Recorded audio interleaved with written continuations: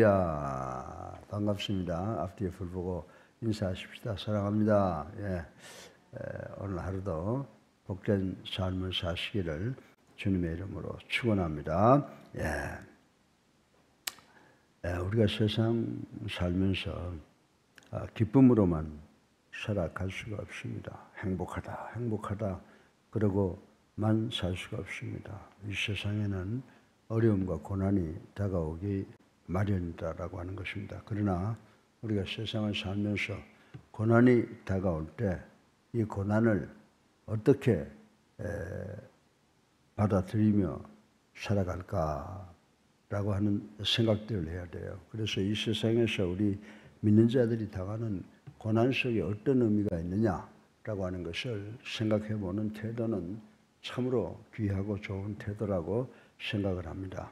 여러분들 누가복음에 보게 되면 부자와 나사로의 이야기가 나오잖아요. 부자는 좋은 옷을 입고 잘 먹고 잘 살지만은 이 나사로는 부자가 먹던 방 조각 그것을 부스러기를 뜯으며 그리고 자기 몸은 병들어 있잖아요. 그래서 서글픈 눈으로 자기 상처를 응시하면서 살아가는 거지 나사로에게 정말 그 고난이 나사로에게 무슨 의미가 있느냐라고 하는 것을 생각해보고 또 우리가 당하고 있는 고난을 우리가 어떻게 생각하고 처리해야 되느냐라고 하는 것을 우리는 늘 생각하면서 살아가야 된다고 말씀을 드릴 수가 있습니다.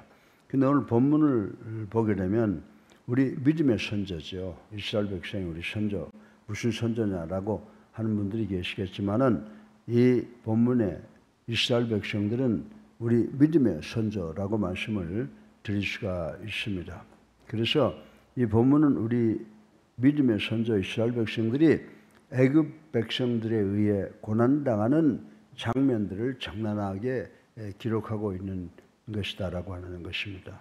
그러면 도대체 이 나사로의 고난이 이스라엘의 고난이 왜 있어야 했으며 그 고난의 의미하는 바가 무엇인가라고 하는 것을 우리는 생각을 해봐야 된다라고 하는 것입니다.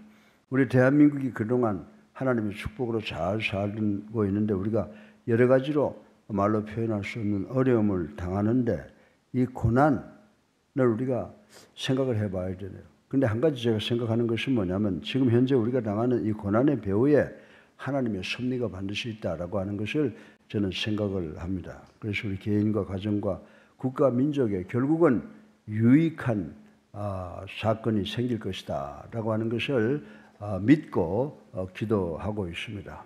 이제 우리는 이 고난이 주는 유익이 무엇이냐라고 하는 해답은 본문 즉 학대를 받을수록 더욱 번식하고 장성하니 라고 하는 구절에서 교훈을 찾을까 합니다.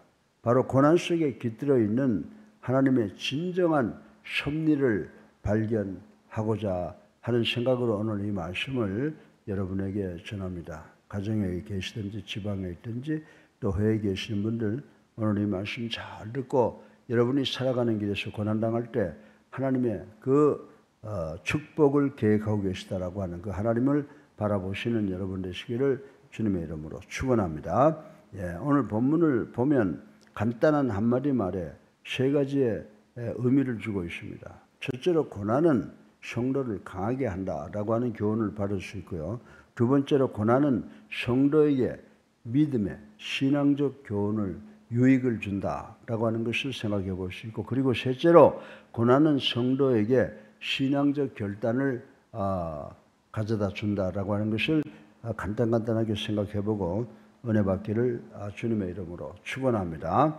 그래서 첫 번째 말씀은 내가 드리고자 하는 말씀은 이 고난이라고 하는 것은 우리 성도를 강하게 해준다라고 하는 것을 생각해 보려고 합니다. 학대를 오늘 본문을 보면 학대를 받을수록 더욱 번식하고 장성했다라고 하는 사실은 학대를 받은 그만큼 강해졌다라고 하는 의미를 주고 있다라고 하는 것입니다. 여러분들이 잘 아시는 영국의 역사가 토인비에 도전과 응전의 이론을 굳이 적용하지 않는다 하더라도 산전수전을 다 겪고 자란 사람은 온실에서 온실 안에서 자란 사람보다 훨씬 더 강한 법이라고 하는 것은 상식이라고 말씀드릴 수가 있습니다. 성도가 당하는 고난의 의미가 바로 이런 것이라고 전 여러분들에게 말씀을 드리고 싶은 것입니다. 바꿔서 말하면 사단의 세력을 능히 이기고 더 성숙한 믿음의 경지에 이르도록 하기 위한 하나님의 뜻, 하나님의 섭리라고 하는 것을 말씀을 드리고 싶은 것입니다. 그러므로 여러분들이 고린도전서 10장 13절에 보면 하나님께서 우리 성도들이 능히 이길 수 있는 고난만을 허락하신다라고 말씀하고 있는 것을 우리는 읽어볼 수가 있습니다. 사랑하는 예수사랑교회 성도 여러분, 여러분들 나무가 똑바로 올라가고 많은 잎을 내고 열매를 맺기 위해서는 어떻게 돼요? 추림이라고 하는 거죠. 나무를 잘라주는 그런 역할을 해서 나무가 크게 그리고 올바르게 자라서 열매를 맺게 하기 위해서는 가지가 잘려나가는 고통을 겪어야만 된다라고 하는 것을 우리는 상식으로 알고 있습니다. 마찬가지로 본문을 보면 이스라엘 백성 역시 강한 민족으로 성장하기 위해서는 모진 고난을 감내해야만 했던 것 같습니다. 요셉으로 인해서 정말 야곱의 가족들이 애굽으로 이주해서 아주 대우를 받고 잘 살았어요. 그러나 정말 요셉을 모르는 바로가 와서부터 이스라엘 백성의 성장을 두려워해서 그들을 강압하고 그들을 종으로 삼아서 모진 고난 다 당하게 했던 것을 우리는 잘 알고 있습니다. 우리 21세기 오늘 우리 성도 역시 고난을 당하고 있습니다. 그런데 이 고난을 통하여 더욱더 강해지는 우리가 되어야 되겠다. 우리도 역시 고난을 통하여 더욱 강해지는 믿음의 백성이 되어야 되겠다라고 하는 것을 오늘 제가 여러분들에게 말씀을 드리려고 합니다. 우리가 지금 어려움 당하면 당할수록 실전팔기하는 그런 믿음의 사람들이 되어서 하나님께 영광이요. 그리고 모든 사람들에게 은혜를 끼쳐서 하나님께로 오게 하는 그런 우리 예수사랑교회 성도들 되어야 될 줄로 믿으시기를 주님의 이름으로 축원합니다. 두 번째, 이 고난이라고 하는 괴물은 우리 성도들에게 신앙적 유익을 가져온다라고 하는 것을 생각해 보겠습니다. 학대를 받을수록 고난을 받을수록 더욱 번식하고 창성했다는 이 말의 또 다른 의미는 그들이 학대를 받은 그만큼 하나님을 기억했다는 거예요. 고난당할 때, 어려움 당할 때마다 이스라엘 백성들은 누구를 기억했다고요?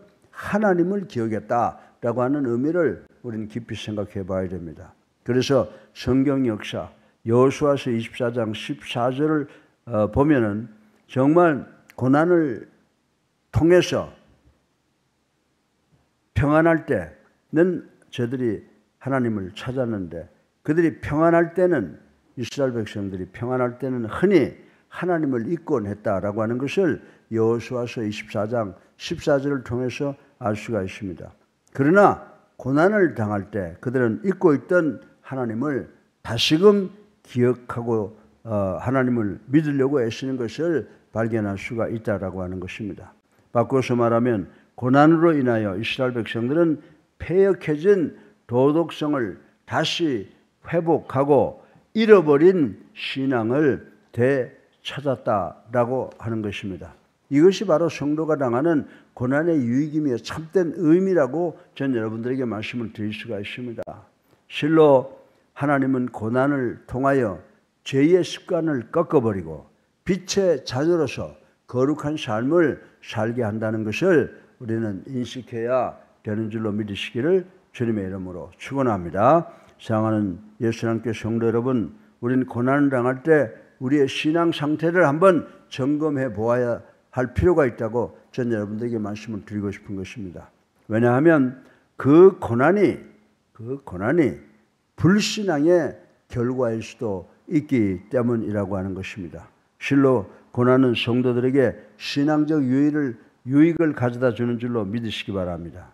또한 이것이 성도에게 고난을 허락하시는 하나님의 의도라고 하는 것을 우리는 깨달아야 된다라고 하는 것입니다. 우리가 어려움 당하면 내가 하나님께 뭔가 잘못한 거 아닌가라고 하는 것을 생각하고 더 무릎 꿇고 하나님께 기도하고 신앙적으로 올바른 그 길을 걸어가기 위해서 최선을 다하시는 우리 모두가 되시기를 주님의 이름으로 축원합니다.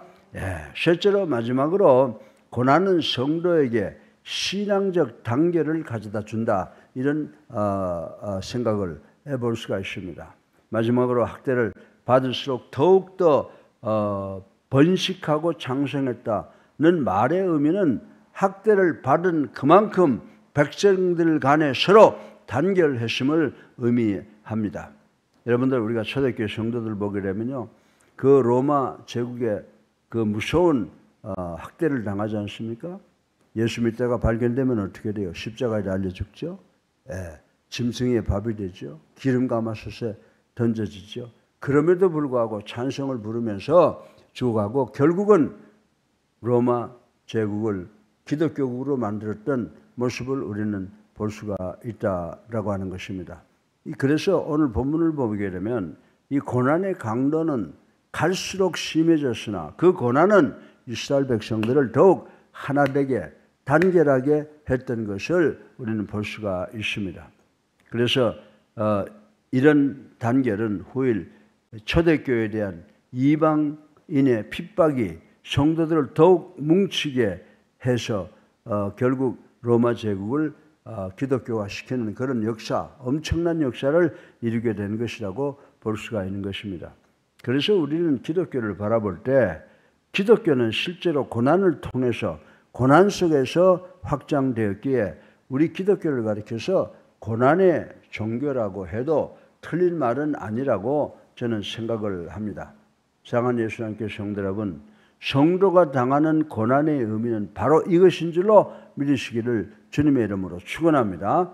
하나님께서는 고난을 통해서 성도들 간에 서로 단결하며 큰 힘을 발휘하게 하려는 의도가 있다는 것을 우리는 깨달아야 된다라고 하는 것입니다. 그런데 요즘에 한국 교회가 많이 어떻게 됐어요? 세상적으로 나가서 교회가 교회로서의 기능을 못하고 사회에 영향을 끼치지 못하고 교회들이 지금 갈라져 있는 상태를 보는데 우리가 많은 회개와 또 많은 노력을 해야 될 줄로 믿습니다. 여러분들, 이 성경 역사를 보게 되면 애굽의 학대를 볼 수가 있죠. 애굽의 학대와 이 가중한 노역은 백성들을 서로 협동하게 만들었다라고 하는 것을 우리는 잘 알고 있습니다. 그리고 이렇게 해서 이스라엘 백성들은 자신들의 공통된 전통과 자신들의 신앙을 되찾게 되었으며 선민으로 큰 힘을 보여주게 되었다는 것을 우리는 성경을 통해서 교훈을 받을 수가 있습니다. 마찬가지로 오늘 21세기 우리가 속해 있는 이 가정이나 교회에 어떤 고난과 풍파가 닥쳐오더라도 바로 그때가 우리 믿는 자들이 마음과 뜻과 정성을 모두어서 예수 십자가를 중심으로 해서 하나가 될 단결을 보일 때라고 하는 것을 우리는 깨달아야 된다라고 하는 것입니다. 사랑하는 성도 여러분, 진정 고난을 당할 때 우리 믿는 자들은, 우리 성도들은 굳은 신앙 공동체를 이루어 큰 힘을 발휘하는 우리가 되어야 될 줄로 믿습니다. 우리 교회가 어려움 당하면 우리 모두가 똘똘 뭉쳐서 이 교회를 하나님의 뜻대로 인도하고 하나님의 축복으로 아버지 복원해서 하나님께 드리려고 하는 그런 노력, 그런 힘을 발휘해야 되는 줄로 믿으시기를 주님의 이름으로 축원합니다. 사랑하는 성도 여러분, 실로 고생과 고난은 21세기를 살아가는 모든 성도의 언저리에 널려 있고 또한 경험하는 우리 민족의 문제라고 하는 것을 우리는 알아야 된다라고 하는 것입니다. 그러나 이때 우리 성도는 이 고난 속에 담겨져 있는 하나님의 깊은 메시지를 듣는 귀를, 영적 귀를 가져야 되는 줄로 믿으시기를 주님의 이름으로 축원합니다. 그 고난 속에 깃들어 있는 하나님의 뜻과 하나님의 섭리를 깨달아야 우리가 축복받게 된다라고 하는 것입니다. 그리고 믿음으로 그 고난을 극복해야 하며 마침내 고난을 통해 우리를 강하게 역사하시고 유익하게 하시며 단결하시는 하나님을 경험해야 된다. 그리고 하나님께 감사하는 우리가 돼야 되는 줄로 믿으시기를 주님의 이름으로 축원합니다. 예, 그래서 오늘 설교의 본론 세 가지로 간단하게 정리해 보면 어떻습니까? 고난은 성도를 강하게 한다. 고난은 성도에게 신앙의 유익을 준다. 그리고 고난은 성도들로 하여금 하나가 되게, 십자가 중심으로 하나가 되게 단결하게 해준다. 이 세 가지를 반드시 기억하셔서 이 어렵고 힘든 세상 속에서 우리 모두가 주님 십자가 바라보며 깨어진 십자가를 하나 되게 하는 노력으로 하나님께 영광이요 우리 모두에게는 큰 기쁨이 되는 역사를 만들어가는 우리 예수님께 성도와 그리스도인들 되시기를 주님의 이름으로 축원합니다. 살아계셔서 우리 삶을 주관하시는 만복의 근원 되신 아버지 하나님, 오늘 이스라엘 백성들의 고난을 통해서 고난의 의미가 무엇인가를 생각해 보았습니다. 고난은 성도를 강하게 하신다고 그랬습니다. 고난은 성도에게 신앙의 유익을 주신다고 했습니다. 고난은 성도에게 단계를 주신다고 했습니다. 이 역사가 우리 모두에게 일어나게 하여 주셔서 대한민국을